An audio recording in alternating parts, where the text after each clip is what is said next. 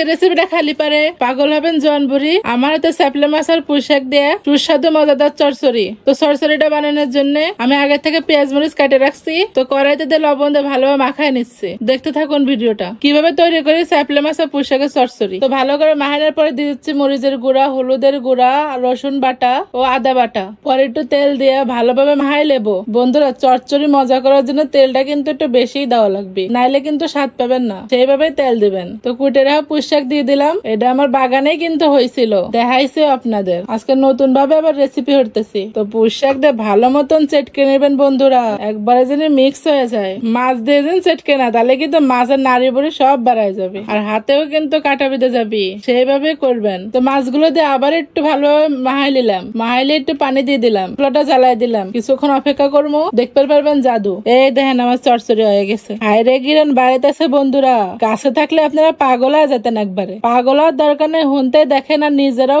ভালোভাবে বাসায় তৈরি করে খান। বন্ধুরা, রেসিপিটা কেমন লাগলো কমেন্ট করতে ভুলবেন না কিন্তু।